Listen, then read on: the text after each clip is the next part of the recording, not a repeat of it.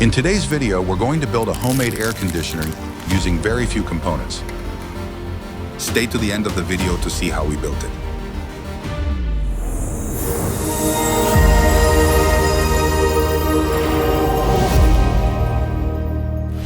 Demonstration.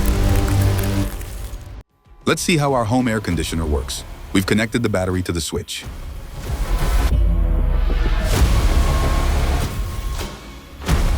As you can see, the tubes freeze quickly, reaching -10 degrees Celsius. And the fan will blow a stream of cold air that will help cool any room in just a few minutes.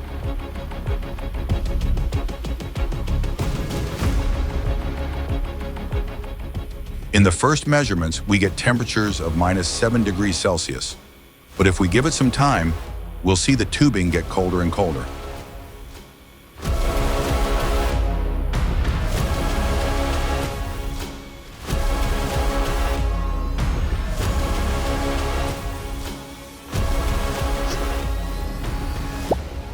Until finally, there it is, -10.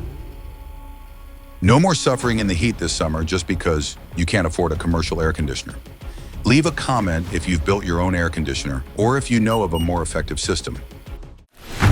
Assembly. We'll need a copper tube with a 4 by 6 millimeter diameter. Using something round like this paint can, we'll bend the copper into a spiral.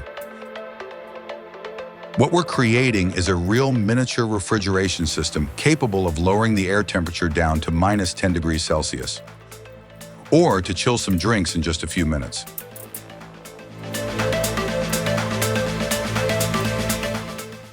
Once we have about 8 loops, we proceed to cut the tube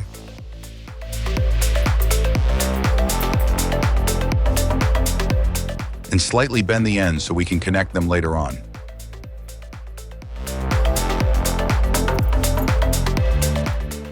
This tube, thanks to its excellent thermal conductivity, will serve as our evaporator. Now we're going to create a second circuit with the remaining copper tube. We'll bend this second tube with a wider spacing and fewer turns. Will it be the condenser unit?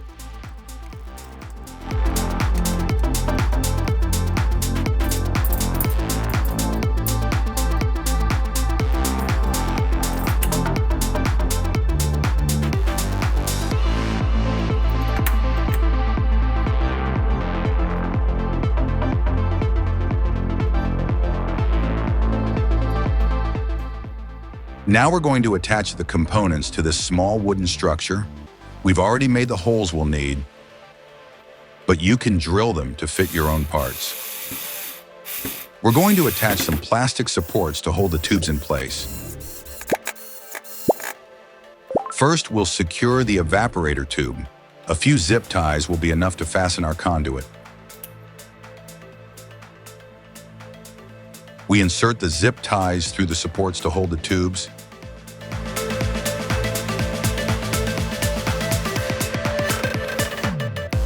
And then we'll secure the evaporator.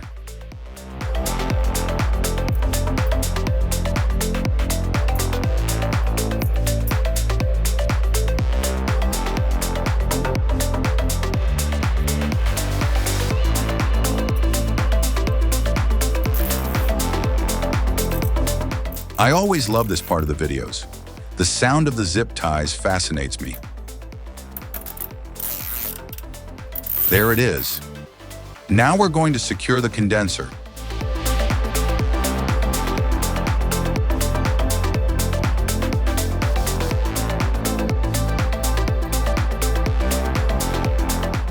Pay attention to how the inlet and outlet tubes are oriented.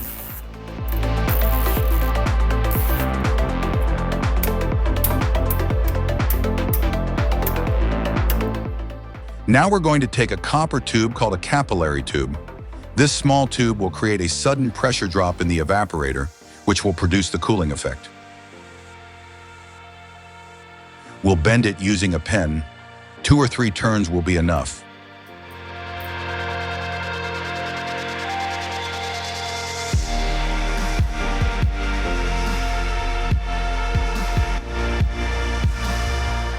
We're going to insert the capillary tube into the end of the condenser and the other side into the evaporator.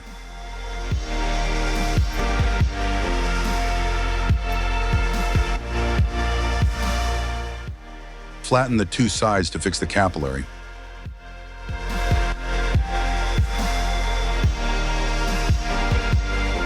To avoid gas leaks, we solder the ends with tin using a soldering iron.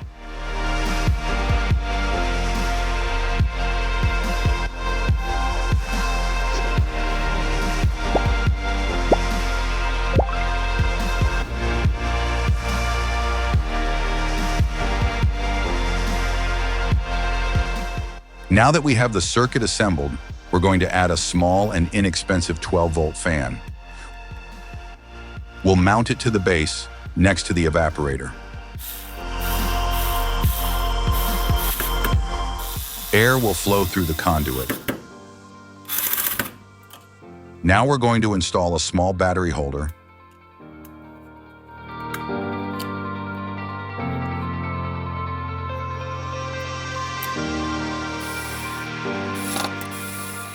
And next to this holder, another one that will support an air pump.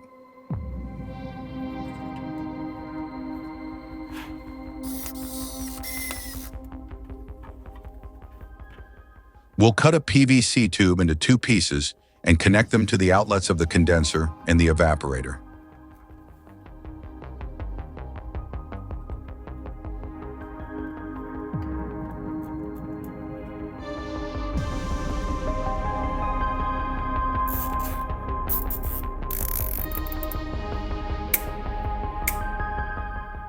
Then we'll place a 12-volt air pump on the previously installed support.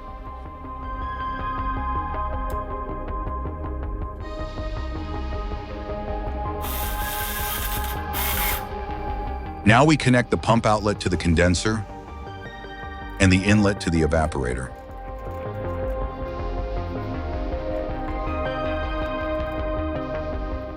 And we'll connect both the air pump and the fan to the battery mounted on the wooden base.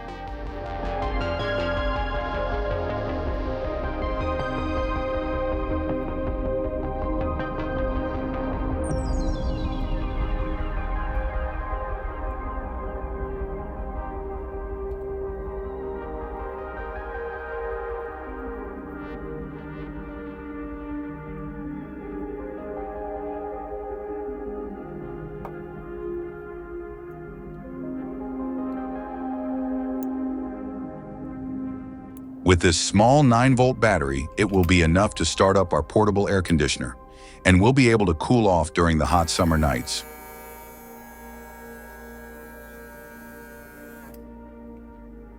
We check if it works, and yes, the pump activates when we turn on the battery.